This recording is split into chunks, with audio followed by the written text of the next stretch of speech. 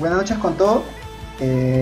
La persona que nos está acompañando ahora es la señorita Karina Gurto Romero, licenciada en Química por la Universidad Nacional Federico Villarreal, con estudios de maestría en Gestión Ambiental y Sostenibilidad por la Universidad Nacional de Callao.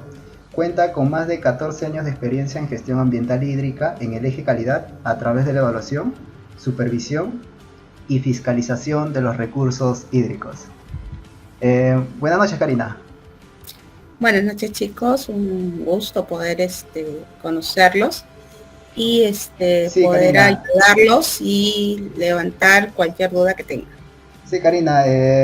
Con respecto a la primera pregunta, ya te había comentado un poco acerca de la industria del platanal, ¿no? Que se dedica a lo que es usualmente a lo que es energía, ¿no? Brindar energía como servicio. Karina, para ustedes, por la institución ELANA, ¿cómo hacen los monitoreos? ¿O cómo se realiza un monitoreo de por sí? Claro que sí. La Autoridad Nacional del Agua es el ente rector y máxima autoridad en la gestión integrada de los recursos hídricos. La Autoridad Nacional del Agua eh, es parte del Sistema Nacional de Gestión Hídrica, ¿no? Es quien da la batuta en este tema, y este sistema es parte del Sistema Nacional de Gestión Ambiental liderado por el MINA, ¿no? Nuestra ley base o nuestra ley marco es la Ley de Recursos Hídricos, y la cual fue promulgada en el año 2009, el 31 de marzo. Es en ese sentido que la Autoridad Nacional tiene pues apenas 13 añitos, ¿no? Correcto, Karina. ¿Cómo Ahí, hace Ana los monitoreos? Tenemos para ello un protocolo de monitoreo aprobado a través de la RJ 010 2016, ¿no? En la cual establece los puntos de monitoreo, todo lo que vamos a hacer en el monitoreo y la logística que se requiere para poder realizar una buena toma de muestra. Cabe precisar que si la toma de muestra no es realizada adecuadamente, los parámetros que vamos a obtener o que vamos a analizar posteriormente van a salir totalmente desfasados y no van a ser coherentes con lo que refleja el cuerpo natural, ¿no? El cuerpo receptor. correcto, Karina. En todo caso, cuando tú llegas al lugar o al cuerpo de agua a estudiar, ¿cuál es el procedimiento que hace? O sea, Previamente hacemos, para poder establecer una red de monitoreo, previamente la autoridad hace un reconocimiento de la zona. Para hacer el reconocimiento de la zona, identifica las fuentes contaminantes que puedan haber. Por ejemplo, si hablamos del río Cañete como ejemplo, va desde la parte alta, de la parte más alta, que es más arriba de Zúñiga, Pacarán, ¿no? La parte altísima por Yauyos, y hasta que llega al mar. En este caso el río Cañete llega al mar casi frente a Ujama, si no me equivoco, ¿no? Entonces hace un recorrido la autoridad de toda la cuenca y empieza a identificar qué hay ahí, ¿no? Y de repente puede encontrar en las partes altas pasivos ambientales, vertimientos de presas mineras. Si se van acercando más hacia la parte media de la cuenca, de repente vamos encontrando industrias ya más cerca de la zona de la población, vertimientos o residuos sólidos, vertimientos de la industria de curtiembre, y ya más a la costa, ya casi llegando a la parte final, lo que generalmente se encuentran son empresas pesqueras. Entonces, todas sus descargas, todos sus desechos, lamentablemente son descargados, son vertidos al río, porque lamentablemente se tiene esa cultura, que el río es la cloaca y todo lo que yo tire al río, el río se lo va a llevar, ¿no? Entonces, no se tiene aún esa cultura del cuidado del recurso hídrico, ¿no? entiendo, Karina. Ahora, otro de los puntos que nosotros nos preguntamos es que usualmente en qué situaciones encuentras, ¿no? En la cuenca o en este caso el río Cañete. O En el mediante a río la... Cañete, por ejemplo, la zona donde se encuentra Celepsa es la zona media de la cuenca.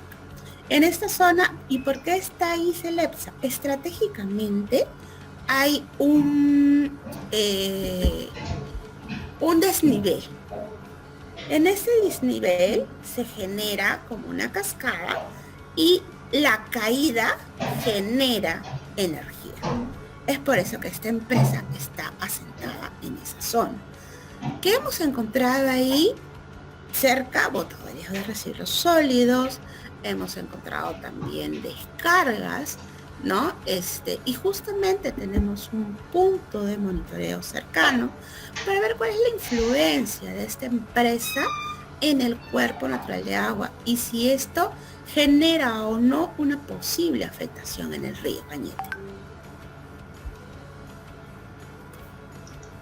Correcto, Karina. ¿Ya? ¿Otra pregunta? Sí, ingeniera, yo quería hacerle una consulta acerca de cómo es el cronograma para hacer los monitoreos. Claro, generalmente existe un monitoreo que realiza la Autoridad Nacional al Cuerpo Natural de Agua. Generalmente se hace en 2 temporadas, en estiaje y en avenida. ¿No? ¿Por qué? Porque queremos ver cuánto es la concentración de los parámetros en el punto más crítico, que quiere decir cuando hay menos agua, menos caudal de agua en el río, y por lo tanto de repente hay algunos parámetros que están elevados, como por ejemplo los sólidos, ¿no? Y en las zonas y en las épocas donde hay mayor volumen de agua, donde de repente tenga una variabilidad o algo más disuelto, ¿no? Entonces, se programan 2 épocas, por lo general se realiza para el río Cañete, si no me equivoco, se realiza el monitoreo más o menos en febrero, ¿no? Y el otro monitoreo se hace en agosto. Muchas gracias, ingeniera. Sí, correcto. Justamente eso es lo que usualmente se pregunta. Ahí, dale, Glaze. Hola, otra duda es, según el análisis de los efluentes, ¿cuáles fueron los resultados que encontraron? Claro que sí. Ahí sí les voy a compartir mi pantalla, ¿ya? Claro, claro. La Autoridad Nacional del Agua otorga, como le explicaba un poco a Jordi, autorizaciones de vertimiento, ¿no? Que son autorizaciones para que las empresas en general descarguen sus aguas residuales tratadas, ¿no? Uno de los requisitos y las condiciones para otorgar esas autorizaciones es que no perturben o no disturben el cuerpo natural del agua, en este caso el río Cañete, ¿no? Para el caso específico del Platanal. Cuando nosotros otorgamos la autorización, el administrado queda comprometido a ciertas cosas. Una de ellas es que va a pagar por el derecho a realizar el vertimiento, que es el pago por la retribución económica del agua. El otro es que pongo un medidor de caudal para poder saber cuál es el volumen del agua que está descargando. Y el tercero, y es el que va más asociado a ustedes, es que reporte los monitoreos, según lo establecido en el instrumento de gestión ambiental. Si no me equivoco, para Platanal, el monitoreo es trimestral. Ahora, ¿dónde reporta estos monitoreos? Los reporta en un sistema que nosotros tenemos que se llama SINCAL. No sé si me ven la pantalla, ¿me avisa? Sí, se logra observar. Ya, el sistema de monitoreo de calidad de agua, o SINCAL, es uno de los compromisos los cuales tiene que el administrado presentar los reportes de monitoreo de una manera periódica, acorde a lo que dice su instrumento de gestión ambiental y la resolución en la cual se le autorizó el vertimiento. Por ejemplo, esta es la resolución que se ha otorgado este año, donde se le está renovando la autorización de vertimiento, y acá está, en la parte resolutiva, en la parte final, el cuerpo natural de agua, donde se va a verter, el tipo de sector al que pertenece la empresa, que es energía, y el tipo de agua residual que va a verter. En este caso, el efluente doméstico. El efluente doméstico básicamente es el efluente proveniente de los baños, de las duchas, de la cocina, de las actividades propias que se ven en el campamento San Juanito, ¿no? Que de la central hidroeléctrica El Platanal, ¿no? Entonces, y aquí en la segunda parte de la resolución aparecen los parámetros que se van a monitorear, ¿no? En este caso, los parámetros acorde a una normativa nacional, que en este caso es el Decreto Supremo 03/2010, que establece los límites máximos permisibles para las plantas de tratamiento de aguas residuales domésticas, ¿no?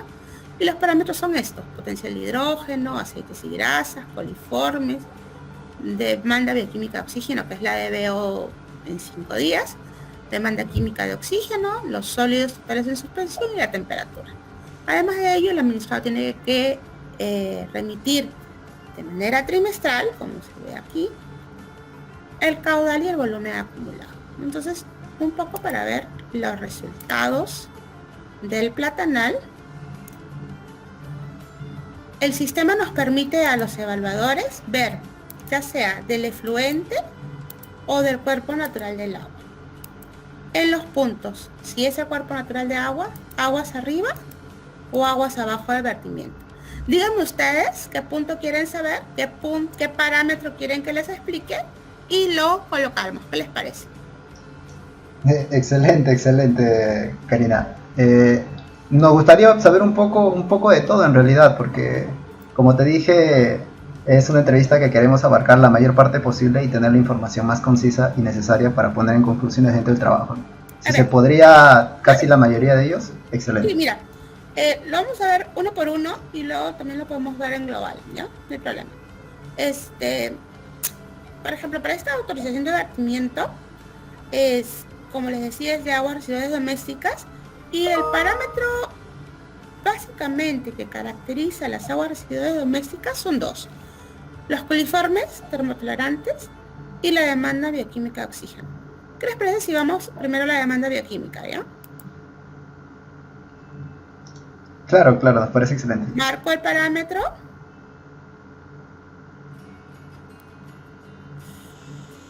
A ver, vamos a ver, este es pH. Y acá el gráfico. Claro, correcto. ¿Ya? Según el estándar de calidad de agua aprobado con el Decreto Supremo 004/2017, MINAM, que es el decreto supremo vigente actualmente, este parámetro, según la categoría 3, que es la categoría en la cual se encuentra clasificada el río, este parámetro no debe exceder de 15 partes por millón de DBO, ¿no? Entonces, esta es la DBO. Y si vemos, o si hacemos un análisis de los reportes desde el año 2018 hacia el año 2020, podemos ver que el administrado no ha superado los 15 ppm, ¿no? El primer reporte 2, 5 y en el último 2 también, ¿no? Entonces no ha habido ninguna excedencia de leca agua pasada a la zona de mezcla, ¿no? Ahora, ¿ves? Este es punto aguas abajo, el primero era punto aguas arriba, punto aguas abajo igual. Los resultados casi son muy similares, por lo tanto podríamos decir en este caso que este parámetro específico, la DBO, no se está viendo afectado por la descarga del vertimiento.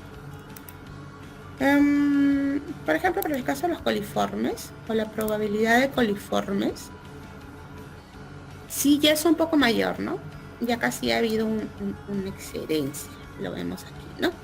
En el caso de los coliformes, para la categoría 3, estos son los coliformes termotolerantes. Los coliformes termotolerantes básicamente te dicen la cantidad de carga bacteriana que puede haber. Los coliformes termotolerantes básicamente los podemos encontrar en las excretas de los animales de sangre caliente, ¿no? Entonces, es lógico que en las aguas residuales domésticas provenientes de repente de los baños haya pues esta cantidad de coliformes, ¿no? Pero simplemente lo que se requiere es que exista previo a la descarga una planta de tratamiento que pueda controlar y bajar la carga contaminante. Es en ese sentido que, por ejemplo, vemos que los primeros reportes son bajos, ¿no? Aquí casi no hay concentración de coliformes. Aquí hay una probabilidad de existencia. Acá subió y ya en el último reporte ya se desbandó hasta 2200, ¿no? Número más probable, siendo el ECA 1000 el número más probable. Entonces acá sí se evidencia que durante 2 reportes, que es en este caso el de marzo 2020 y el de diciembre 2020, se excedió el administrado en este parámetro, ¿no? Acá sí ha habido un exceso. Y ante ello, la autoridad estaría imponiendo algunas acciones de sanción en el marco del proceso de fiscalización, ¿no? Correcto. Excelente, Karina. Carlos, creo que tienes una pregunta. Sí, con respecto a la contaminación en las aguas superficiales, ¿esta contaminación afectaría de una manera u otra a la empresa? Bueno, a la empresa sí no la va a afectar. A quien va a afectar es al recurso hídrico, en este caso al río Cañete, ¿no? Ahora, por el lado de que el administrado no está cumpliendo con los compromisos establecidos en la resolución, sí podría llegar hacerse acreedor a una sanción, ¿no? Y esta sanción puede ir entre 2 UITs hasta 10.000 UITs, dependiendo de la gravedad de la sanción, ¿no? Claro, a lo que yo me refería también es, o sea, la contaminación obviamente a la empresa no la va a afectar, pero podría sí afectar a sus materiales. ¿Te refieres a las maquinarias, por ejemplo? Exacto. Uh-huh. Claro, es que existen 2 cosas. Y en el caso del platanal, si no me equivoco, se abastecen de pozos de agua. El abastecimiento de agua para el proceso productivo en sí puede ser de diferentes formas. En el caso específico platanal, el abastecimiento es de agua de pozo. Entonces, ellos previamente, me imagino que para el uso y evitar incrustaciones dentro de sus equipos, ya sea de enfriamiento, ya sea equipos como por ejemplo acá no hay mucho proceso en sí, solamente hay generación de energía. Entonces todos los equipos que pudieran tener sí podrían verse afectados si es que la calidad de agua no es buena, ¿no? Y es por ello que muchas empresas utilizan sistemas como de ósmosis inversa, por ejemplo, para poder tratar para que sus aguas puedan tener la menor cantidad de metales, la menor cantidad de sales, para que justamente evitar la corrosión y las incrustaciones que pudieran haber en los equipos, ¿no? Que por lo general son de acero o de metal, ¿no? Correcto. Karina, otra consulta con respecto a la experiencia que tienes. ¿Cuál es el análisis que podrías determinar en base a la calidad de agua, ¿no? que está virtiendo lo que es la empresa Celepsa? O sea, bajo el enfoque profesional que tienes, ¿cuál sería el análisis que puedes tener en base a ello? Bueno, son diferentes análisis que se realizan. En este caso son análisis de 6 parámetros para el caso del efluente. Pero hay análisis que son análisis, digamos, vitales, que te van a dar una respuesta inmediata. Y hay unos análisis que yo les denomino análisis espejo, ¿no? ¿Y qué te quiere decir? Que si bien es cierto, el resultado de este análisis no te puede decir, de repente hay una posible bioacumulación, un posible daño, sí te va a dar luces, ¿no? Por ejemplo, en el caso de empresas como las mineras, por ejemplo, ¿no? Que su efluente tiene alta concentración de metales, un indicador indirecto es la conductividad, ¿no? Si yo voy como parámetro de campo y mido la conductividad y la conductividad está alta, lo primero que le salta a la cabeza al evaluador o al que toma la muestra es, si la conductividad está alta, es que hay metales disueltos. Y si hay metales disueltos es porque obviamente los viene arrojando la empresa posiblemente en el proceso, ¿no? Entonces, esos parámetros de repente que son más sencillos de medir, que son medibles en campo, son los que te van a dar más alertas, ¿no? Sin embargo, los hará un análisis, por ejemplo, de, si hablamos de metales, una corrida de metales o un barrido por ICP masas o ICP OES, te va a dar pues exactamente, o te va a cuantificar exactamente qué cantidad de metales va a haber dentro de tu muestra, ¿no? Y estos te van a decir, pues, por ejemplo, cadmio, plomo, zinc, mercurio, son bioacumulativos. Y más adelante podrían traer riesgos. Para seguir con la entrevista, Karina, otro de los puntos que queríamos tocar también es qué sucede cuando se ve que estos márgenes no están siendo respetados, tanto en el ECA o los LMPs. O sea, cuando lanza la alerta, ¿cuál es el protocolo o qué pasos hacen ustedes para que sea derivado o sea sancionado a la empresa? Claro que sí. El Sistema Nacional de Fiscalización Ambiental establece 3 actividades básicas, ¿no? La evaluación, la supervisión y la fiscalización. ¿Cómo nosotros notamos, en todo caso, que un administrado no está cumpliendo con lo establecido en la autorización de vertimiento, pues para este caso, ¿no? En el marco de supervisión, la Autoridad Nacional del Agua va a la empresa y empieza a chequear si es que ha cumplido con los compromisos establecidos, ¿no? Entre ellos, hace una toma de muestra, ¿no? Que es la que se les alcanzó un poco los resultados. Se hace una toma de muestra y se verifica si es que aguas abajo y aguas arriba el administrado cumple o no excede el ECA. Cabe precisar, Jordi y chicos, que el exceso del ECA de por sí no es sancionable. Sin embargo, si es que nosotros como autoridad o los entes fiscalizadores identificamos la causalidad, vale decir por qué excedido el ECA, esto sí puede ser sancionable.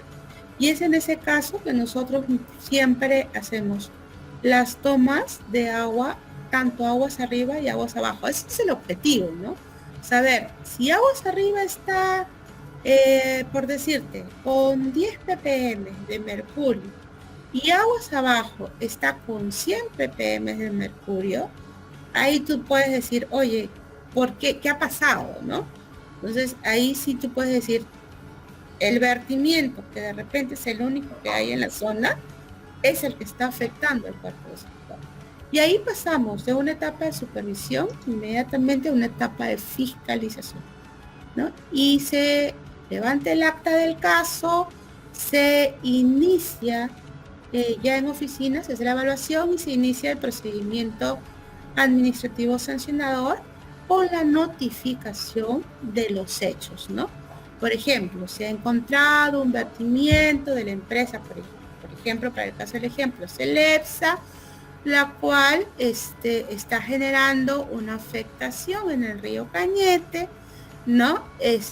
Y se ha evidenciado en los análisis del caso, ¿no? Entonces ahí determinada la causalidad y notificado el acto administrativo en el cual se le dice al administrado, ¿sabes qué?